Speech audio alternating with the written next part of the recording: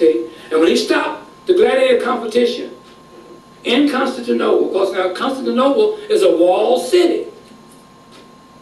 Okay? And when he stopped that, that's when all hell broke out. Okay? Now, we come up to the time, I'm setting you up, come up to the time, to the successor of Anastasius I. We come up to the time of Justin I, who took control of the Byzantine Empire after the death of Anastasius I in 518. We're talking about 518 for Justin I to 532 for Justin. Okay? And he kept the enforcement of no gladiator competition can be played out in the hippodrome. So they're grounding these white folks. And these white folks like in this kind of game. It's a savage game. You know what gladiator competition means, don't you?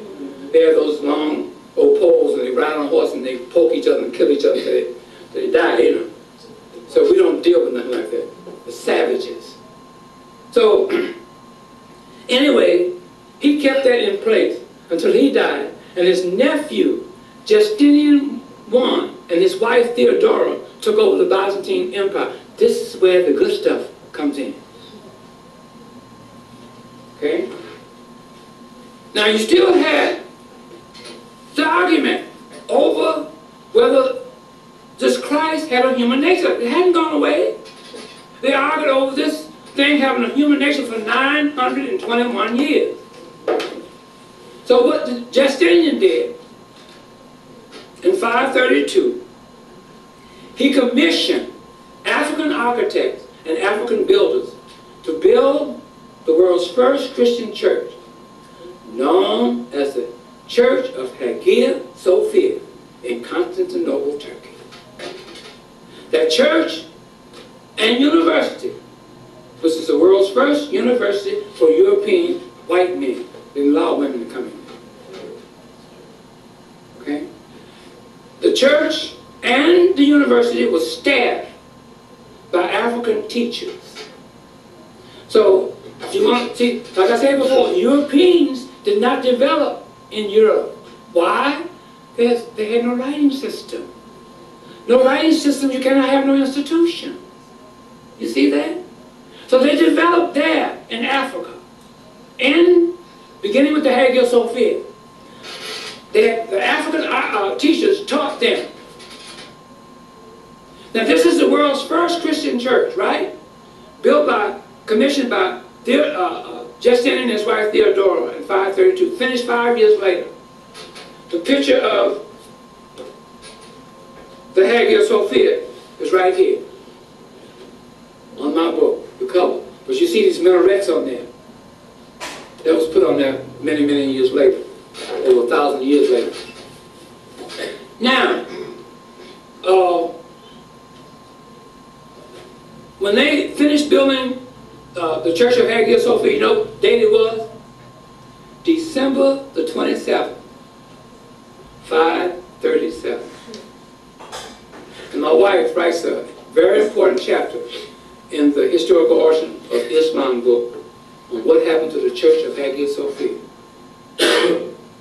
Now, I said, listen to this now. People ask me, why does this Christ have a birthday on December the 25th? The birth of Christ, having a birthday attached to him, or this image, this creature, because of the Hagia Sophia. The finishing of the Hagia Sophia, December the 27th. And see, for over 900 years, they celebrated on that same date, Jamila. They celebrated the same date every December the 27th to celebrate that building of that church and the creation of the Church of Hagia Sophia. The word, it was also known as the Holy Church of the Holy Wisdom, another name for Jesus the Christ. And when when they moved Christianity to Europe, due to the Gregorian calendar, they lost 2 days. So you have December 25th. See that? Uh-huh. They're clever. Well, see, Reverend Sugarman, he don't know, he don't tell you this, he don't know this. See that? See? So now, for over 900 years, they celebrated the same day. They dressed up just like they do for Christmas here, for Christ Mass. Okay? They dress up for it. See? They give gifts and so forth and so on. Celebration that day. The birthday of Christ is attached to that church. Is that something? Is that something? So now, but now, Justinian wanted to take back the donation of Constantine from the Melkite Coptic Egyptian. That will give him the ecclesiastical power and authority over that church. That's what he wanted. He didn't want that power to be in the hands of no Africans. See? He wanted to have the ecclesiastical authority as well as the political authority. But it was in the hands of the Coptic Egyptian. So now, he needs to get that out, away from them, right? They refused to do that. Now, when he built that church in 532, there was a Coptic Egyptian who had the donation of Constantine by the name of Agapetus I. In order to get that donation from him, so he thought he had Agapetus I killed. Okay? And he murdered. And then the Melkite Coptic Egyptian appointed another brother by the name of Silverius I to take his place after the death of Agapetus I. And Justinian had his army general and his wife to take treason papers and serve on him. Say you have committed treason against the government. Okay, and they got rid of him, thinking that they can take back the donation of Constantine. Then they came to power with Vigilius, because the Coptic Egyptians, after Silverius was dismissed, the power of the donation of Constantine rested in the hand of Vigilius. Okay? And in 543, an Uncle Tom, there's always a Negro around going to tell white folks how to do other Negroes. You know what I mean? There's always some Armstrong Williamses around. You know, you remember Armstrong Williams, don't you? Okay, you know what he did, don't you? Okay. Here comes Theodore Acitus, a lawyer, a Coptic Egyptian Melkite lawyer, told Justinian how to take back that donation of Constantine. He said, what you do, you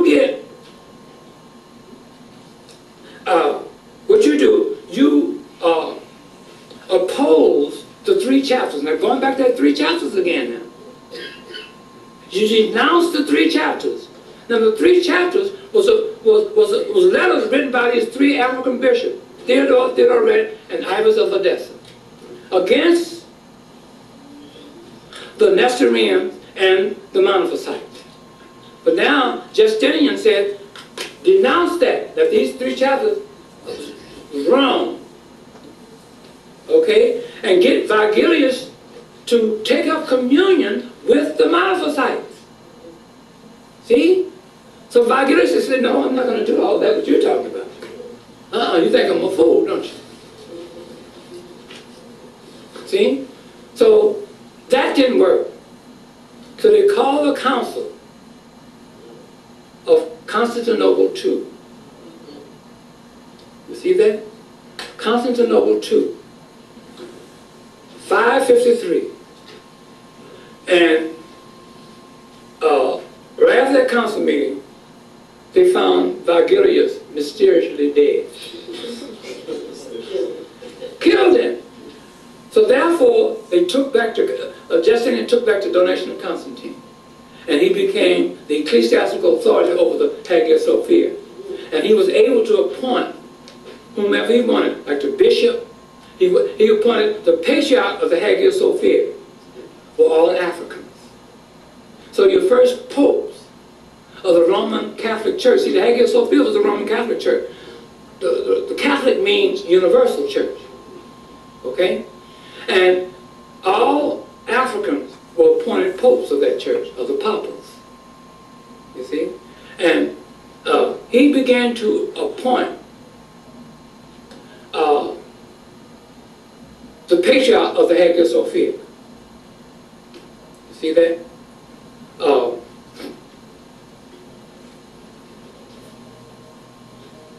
Pelagius I became one of his first appointees. John III, another brother, African brother, became his second appointee after Pelagius' time went out. Okay? And the Hagia Sophia represented Rome. You see? Represented the West. So whoever sat as the patriarch of the Hagia Sophia was also the Pope of Rome. Okay? That's history. You see? So now, he has in his power the ecclesiastical authority. The patriarch of Constantinople was always a monophysite. See? It's in my books. See? So from then on, from Justinian on, ecclesiastical authority was in the hands of the Byzantine group, taken out of the Melkites. Okay? Coptic Egyptian. See? Then we're going to go up to, we're going to fast forward, and I hope I'm not boring you all. Then we come up to Heracles, or Heraclius I. Okay? Vigilius' time was from 527 to 565. So now from 565, we're coming into the time of Heracles. The Melkite Coptic Egyptians and the Diaphysite Christians are still fighting what? Over what? The human nature of Christ. Still fighting. Okay? So Heracles has another brother by the name of Sergius I, an African, to draw another decree trying to reconcile the two factions together. Okay? And that decree is known in history as the Ecthesis, or Ectheus, I'm sorry, Ectheus. E-C-T-H-I-S, Ectheus. Okay?